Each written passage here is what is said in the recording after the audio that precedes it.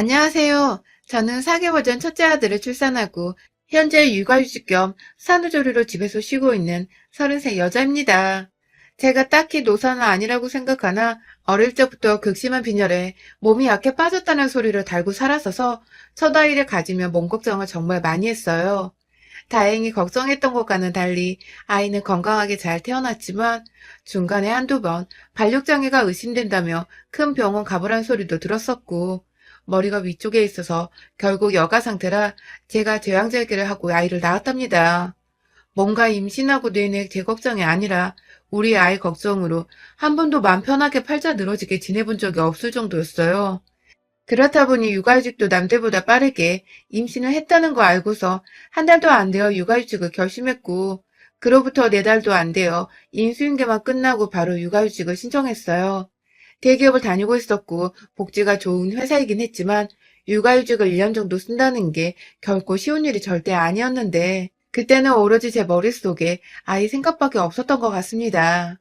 결혼을 29에 했는데 결혼과 동시에 아이를 너무나도 원했었던 시댁 어른들과 남편, 그리고 덩달아 옆에서 조급해하니까 저조차도 아이가 정말 필요하구나 싶기도 했고, 또 나중에 가서는 제가 더 아이를 가지고 싶어 안달나 했었죠. 그렇게 모두가 염원하고 기다리기만 했던 아이가 고맙게도 더 늦기 전에 찾아와 주었고, 이 아이를 내가 몸 관리를 못해 잃으면 안 된다는 생각에 처음부터 긴장을 바짝 하고 뱃속 아이 케어를 했습니다.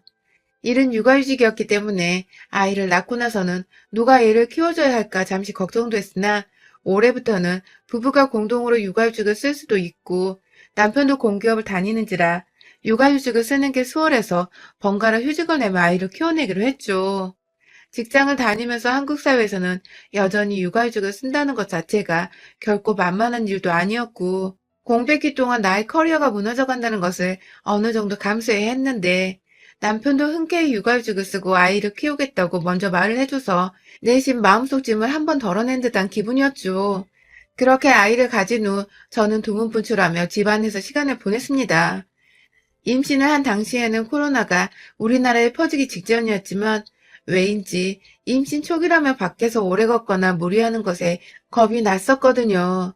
남들 눈에는 유별나게 보일 수 있었겠지만 저는 제 아이만 건강하게 자라나면 될 문제였기에 남들이 어떻게 보고 상관없이 그냥 집에서 웬만한 장복이나 필요한 것들은 온라인으로 잘 구매하며 안전히 시간을 보냈죠.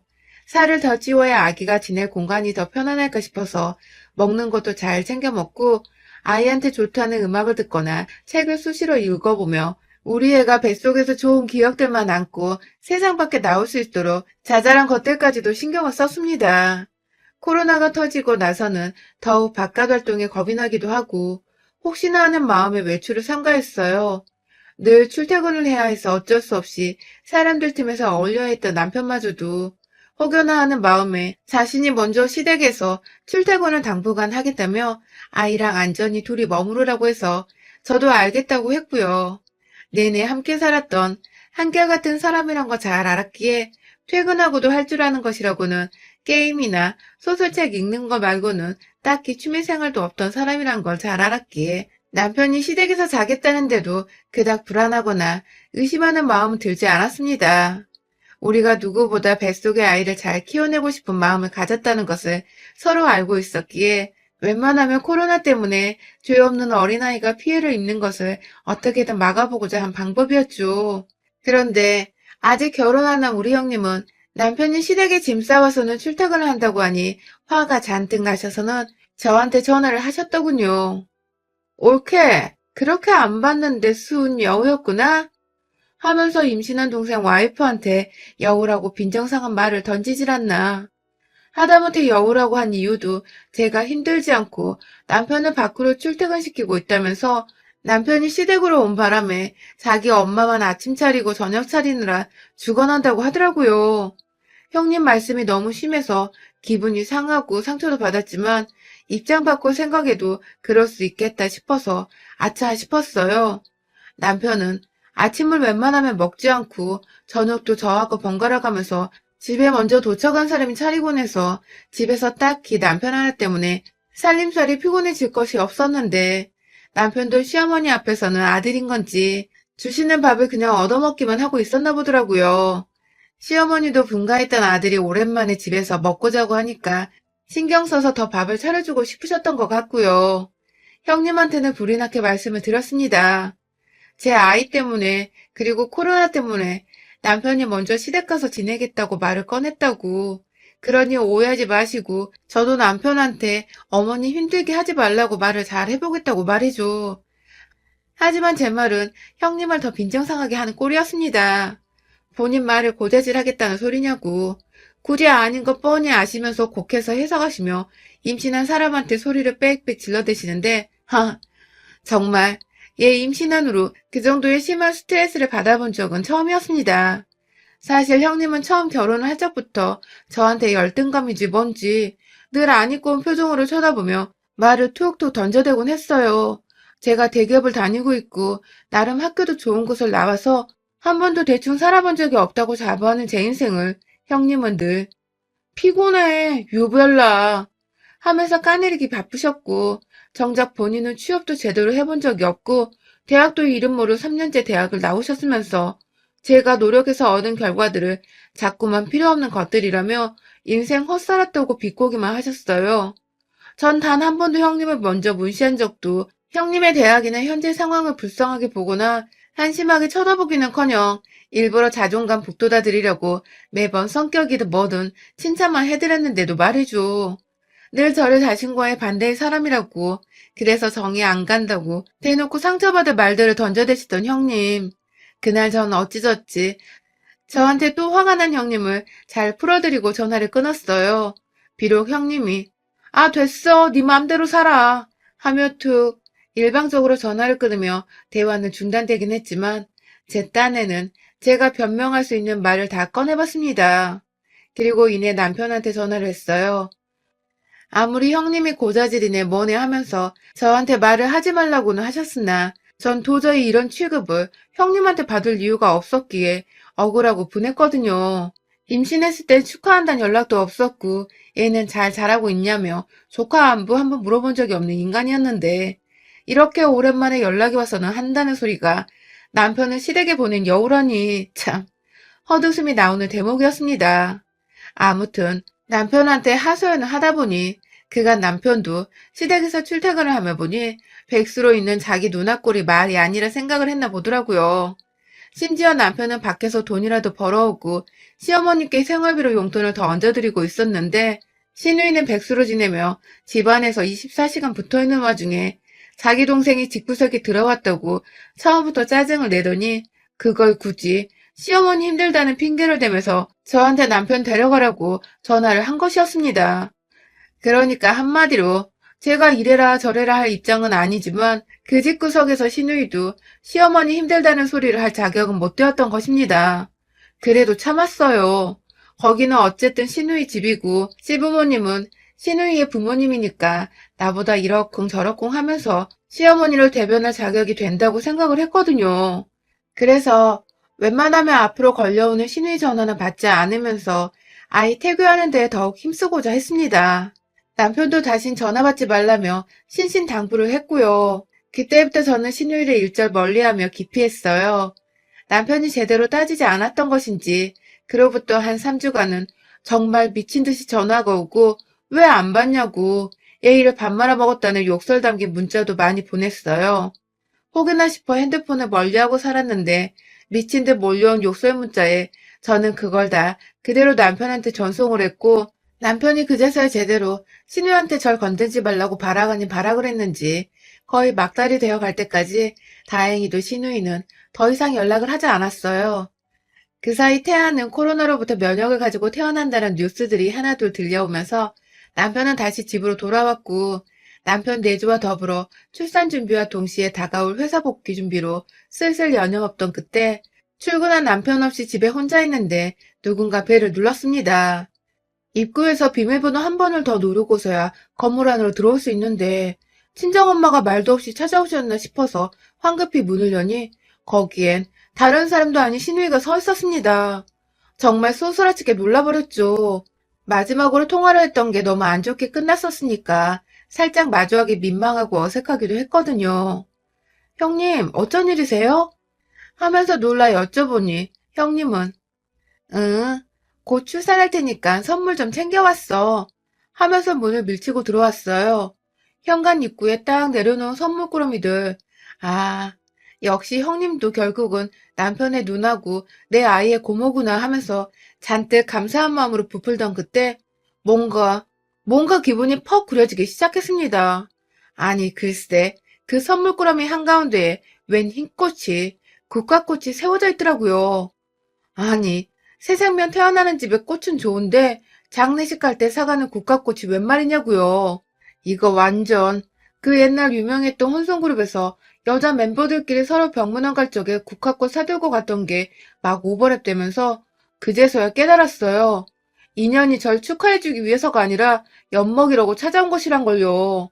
그날 저는 태어날 아기에겐 하나도 필요 없는 출산을 하고도 모유 수유를 조심해야 하는 소주랑 맥주, 그리고 여러 가지 안주거리들을 형님으로부터 잘 싸여진 포장지 안에 선물을 받았고 내내 표정 관리가 되지 않아 똥 씹은 표정으로 형님을 마주대했으나 형님은 끝까지 집안에서 배고프다며 라면을 삶아 먹고 자신이 선물한다고 가져온 소주병 하나를 까서는 몇 잔 술까지 기울이고서 취했다며 지발로 나서 집으로 돌아갔습니다.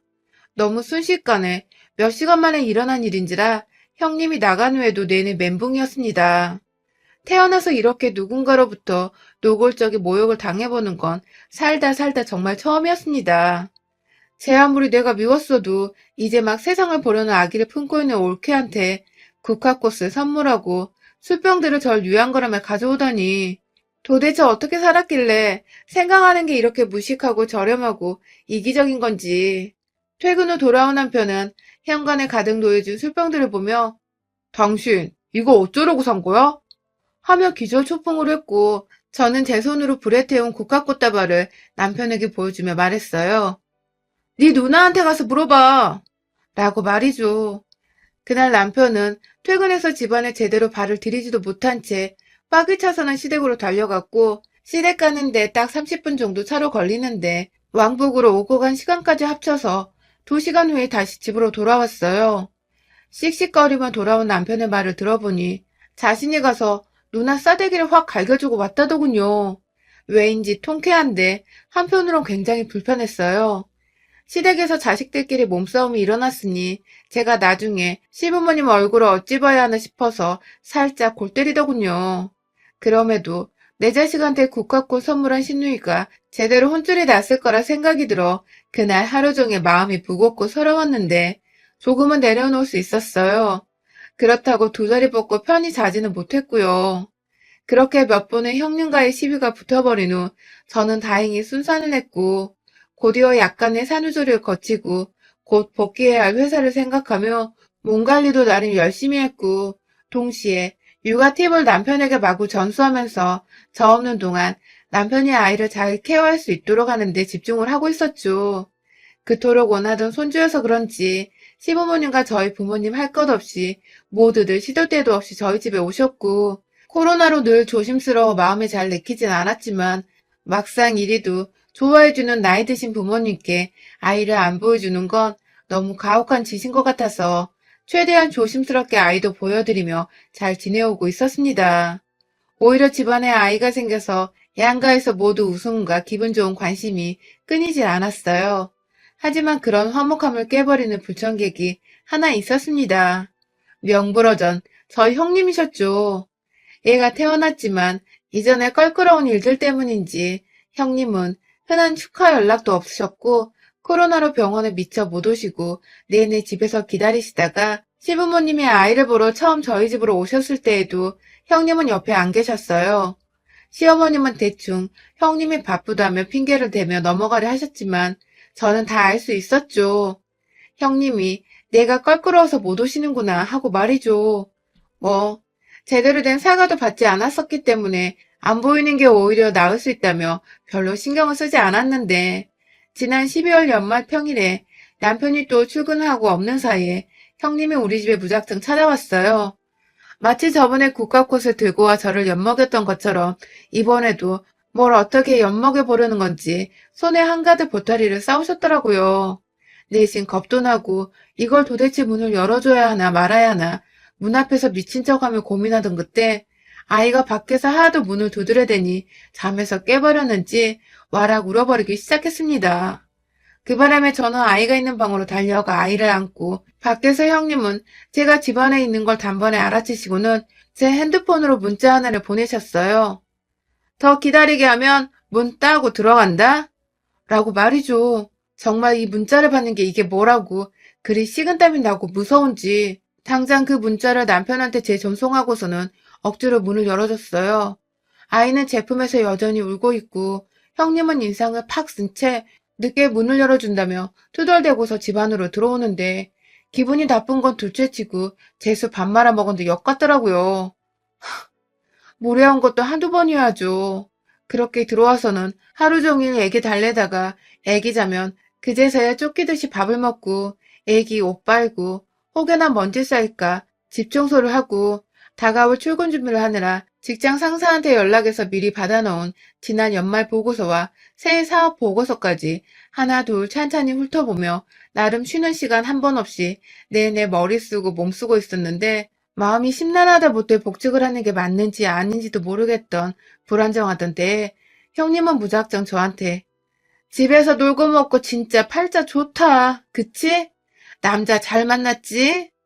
하면서 지동생 잘났다는 말만 되풀이할 뿐 같이 돈 벌어오는 저에 대한 칭찬도 없고 애기 낳고 고생했다는 격려의 말도 없고 참 그지 같더군요.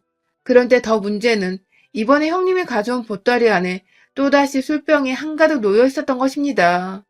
모유수유로 술은 입도 못 대고 있었는데 조그만 애가 술맛을 알겠냐며 그냥 함께 술 마시고 회푸나 풀자고 태연히 소주 한 병을 따던 형님은 급기야 지난날 국화꽃을 언급하면서 너 설마 그때 내가 국화꽃 사왔다고 지금까지 삐져있는 거야? 그거 조카한테 주는 거 아니야. 너한테 준 거였지. 하면서 이걸 핑계라며 씨부를 대더군요. 내 아이한테 주든 나한테 주든 살아있는 사람한테 주고라는 듯 국화꽃을 건네준 게 자랑이냐고요. 그런데 그걸 별일 아니란 듯이 웃으면서 심지어 저한테 준 거라고 제 눈을 마주보고 얘기하는 형님의 눈에서는 저의 일그러진 표정을 보면서 희열을 느끼는 듯한 모습이 보였습니다. 겨우 한기로 흘려들으면서 아이를 안방 침대에 억지로 눕혀놓고는 아이 앞에서 소리를 지르지 않도록 좋게 좋게 넘어가다 형님을 돌려보내려고 했습니다. 술잔도 줬고 안주도 먹으라고 집에 있는 땅콩 몇 개도 소금에 버무려서 같이 먹으라고 건네줬어요. 그리고 정중하게 내 아이가 아직 어려서 모유에 신경 많이 쓰고 있다고 그래서 술은 마시고 싶지 않다고 이해해달라는 말을 했죠. 하지만 제 말을 한 귀로 흘리는 건지 귓등으로도 안 듣던 형님은 이내 술 두어 잔을 마시고 나서는 멀쩡한 자세로 서서는 저를 향해 다가오더니 글쎄 손으로 제 입을 억지로 벌리면서 소주병을 부려 하는 게 아니겠어요? 이쯤 되니 애엄마한테 싸우자고 시비를 걸어온 게 분명하다 싶었습니다. 다른 것도 아니고 내가 분명 내 아이 때문에 술은 입에도 안 대고 싶다고 말을 했는데도 불구하고 술에 취하지도 않은 맨정신으로 아무렇지 않게 제 입으로 술을 쳐넣으려고 한 형님을 이번만큼은 그냥 고분고분히 넘겨 지나칠 수가 없었습니다. 엄마가 되면 천하무적이 된다고 하잖아요. 전 내내 출산을 하고도 힘이 빠지고 잠도 자꾸 오는 게 늘 힘에 부쳤는데 그 순간 처음으로 제가 천하무적이 된 기분이 들었어요. 어디서 나왔는지도 모르겠는 괴력으로 정말 신우이의 머리통에 날아간 만큼 강하게 싸다구로 날렸습니다. 내가 안 마신다고 했지? 하면서 우리 애가 평소 우는 목소리 데시벨만큼의 커다란 소리를 내면서 휘청거리는 신우이의 대갈통 뒷짝을 한 번 더 제 손바닥으로 확 내리쳤어요. 이게 진짜 보자 하니까 내가 우스워? 하면서 다시 한번 신우이를 일으켜 세워서는 이내 저한테 건네주려고 한 소주병을 그대로 신우이 머리통에 부어버렸답니다. 알코올 16도짜리 그 술을 콸콸콸 머리카락 위에 부어버리며 아주 흠뻑 머리를 헹궈버렸어요. 그도 모자라 분이 안 풀려 신우이가 사온 술들을 모두 뚜껑을 열어 머리카락이고 몸이고 여기저기 퍼부어버리며 너나 마시라고 고래고래 고함을 질러댔어요. 그리고는 샤워도 안 시키고 그냥 집 밖으로 내쫓았습니다. 알코올로 눈도 못 뜨던 형님은 제가 끌어내니 질질 따라 끌려오더라고요. 급기야 신발을 신겨주니 고맙다는 말을 하면서 착착 신발 착용까지 하고는 그 난장판이 된 꼴로 현관 밖으로 제 발길질에 미끄러 넘어졌어요. 너 다시 한번 오기만 해봐. 그땐 니네 집으로 쳐들어가서 소주나발을 불어버린다. 하고는 문을 쾅 닫았습니다. 남은 소주들이야 뭐 남편이 퇴근 후 홀짝홀짝 먹어도 되고 저 모유수유 끝날 때까지 가지고 있다가 마시면 되니 형님을 양껏 패고 난 후에 생각을 해보니 오히려 고맙더군요. 형님은 밖에서 자기 몸에서 풍기는 소주 냄새로 어찌 집에 가야 할지 모르겠었는지 한참 일어서지도 않고 제 자리에 앉아있더군요. 콜택시 좀 불러달라고 외치다가 건너편 집에서 술 취한 취객인 줄 알고 조용히 좀 하라고 아주머니가 항의를 하자 꿀먹은 벙어리 마냥 입을 꾹 다물고 앉아있더니 모든 걸 체념한 듯 일어나서는 혼자 유유히 사라졌죠. 집안에 소주 냄새가 너무 역하게 나서 급하게 환기를 하고 여기저기 청소를 하고 나니 집안은 생각보다 알코올의 도움으로 무진장 깨끗하게 소독이 되었답니다.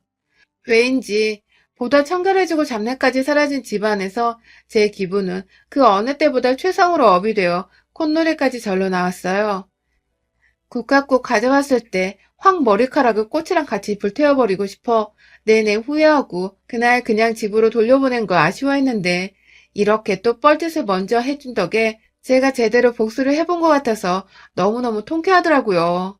그 사이 내내 자기 누나한테 또 뭔 짓을 당했을까봐 걱정된다고 문자와 부재중 전화를 남긴 남편에게 당장 방금 있었던 상황을 설명하며 너네 누나 때려서 미안하다고 했더니 남편은 오히려 자신이 제대로 해결 못한 걸 해결해줘서 고맙다며 늘 짐짝 같고 가정에 회방만 놓던 누나였다고 계속해서 저한테 고맙다고만 했죠. 그리고 저는 다시 한번 다짐을 했습니다. 이 집 구석에서 나와 내 아이, 그리고 내 남편의 가정에 회방을 놓는 인간은 그게 아무리 시누이라 하더라도 절대로 그냥 넘기지 않고 소주나발을 불어서라도 제대로 홍군형을 내주겠다고 말이죠. 또라이를 대하는 방법 중 가장 효과적인 방법은 나도 또라이가 되는 것일 테니까요. 여러분의 생각은 댓글로 남겨주세요. 오늘도 시청해주셔서 정말 감사합니다.